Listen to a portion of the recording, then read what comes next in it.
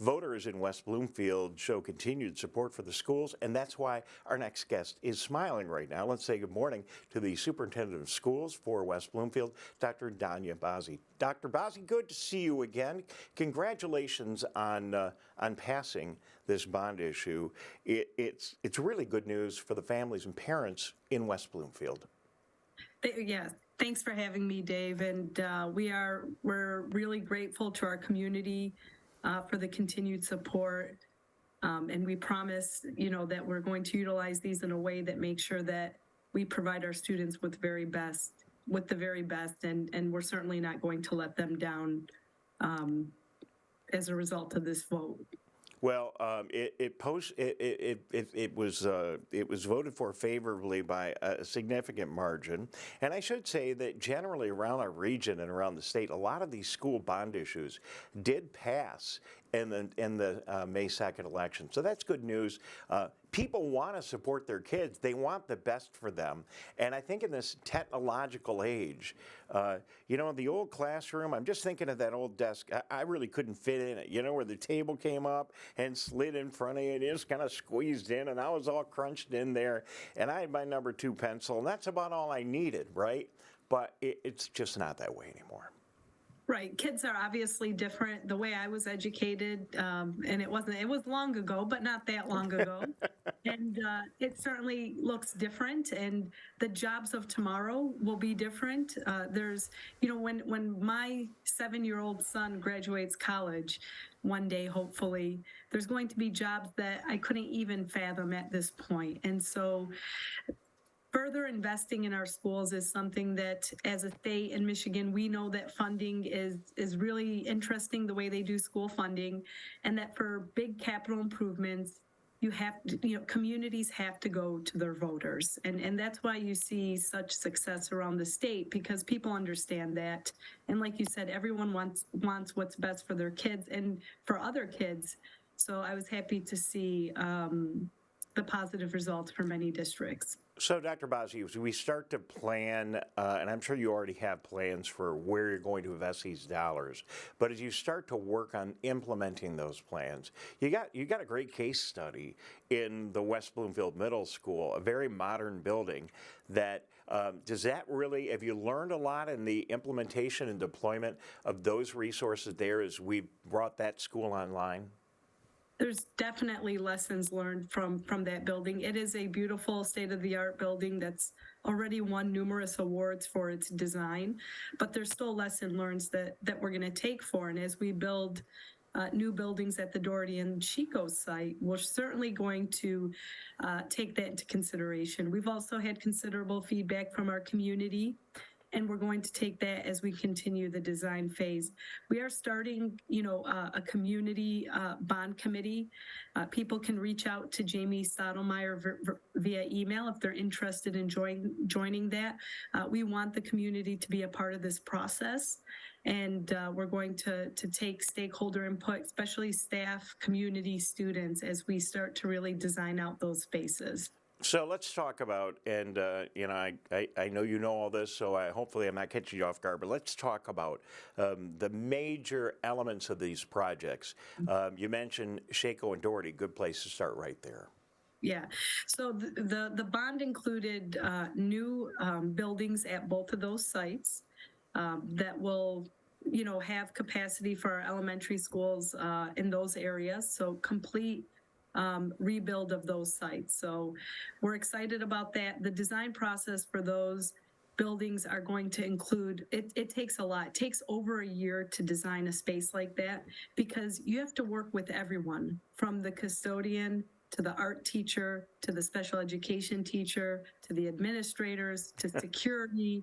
There's going to be hundreds of meetings as we design out those spaces. And we're really excited to work with stakeholders who are going to help us make sure that we consider all aspects when designing out those spaces. So that's going to be a very involved process.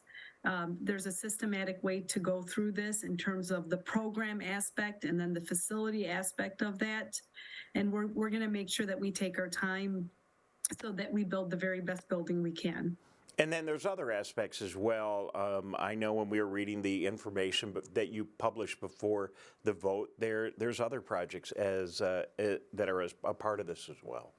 Yeah, so another aspect that we're really excited is our career and technical and STEAM space at West Bloomfield High School. We're going to be doubling the square footage of those spaces as it relates to engineering, architecture, robotics. So those spaces are going to be state of the art and help us build out spaces that our career and tech, as well as our engineering and robotic and architectural students really need. So again, that space is going to be doubled. And that will as well go through the similar design process. It's a little bit different when you're doing one specific program within a building, but we have fantastic teachers in that program, Buddy and Kelly, who are going to help us navigate through that design process as well. Yeah, our viewers got a little taste of that because after the board approved the dollars for that laser cutting gizmo, whatever that thing was. I didn't know what that was, so I got online and we looked at it and we put it on TV. We probably got some video, and then we went out and looked at some of the video of the robotics team with the robotics that they have, these machines walking around eating tennis balls and stuff. I mean, really, it's absolutely amazing. And then you turn on CNN in 60 Minutes and you see, there's some of that video right there. You look at a story about the future of artificial intelligence and automation like this. I mean, it's perfect that our students are getting this kind of education because this is the world they're going to live in. Absolutely. It is the world they're going to live in. And they are so smart and creative, and they think at another level than we did. I was that compliant student, like you said. I just needed a pencil and my notebook. And these kids are building robots and machine and developing programs for artificial intelligence. So we want to continue to harness that and help them grow in a way that will allow them to have a really, have an impact on our world, a positive impact. Well, Dr. Bazzi, you have to be satisfied, I assume personally also, that this passed. It gives you an opportunity, new in your administration here in West Bloomfield, to really have a tremendous impact on where the school district goes.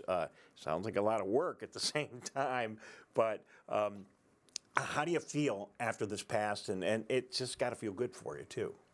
Yeah, I think as a team, we feel incredibly happy because we know that the impact this will have on our students and community. Ultimately, our job is to provide the community with options and recommendations, and it's up to them at that point to make decisions about the future of the district.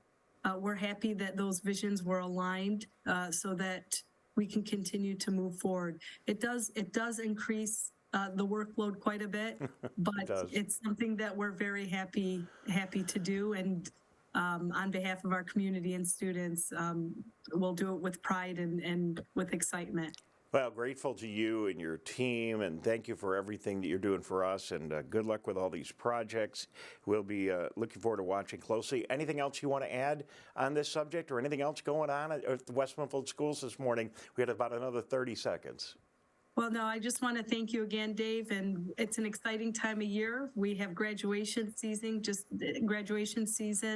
and we're really excited about wrapping up a wonderful school year and start the planning for next year and start the work. Yeah, I'm heading out, as a matter of fact, you mentioned that. I'm heading out to Pine Knob on Monday to start working on some of the logistics for our graduation. It was great there last year, and we're looking forward. I think it's the 11th of June, if I've got that date right, somewhere thereabouts. So looking forward to going back out there, and graduation season is always exciting.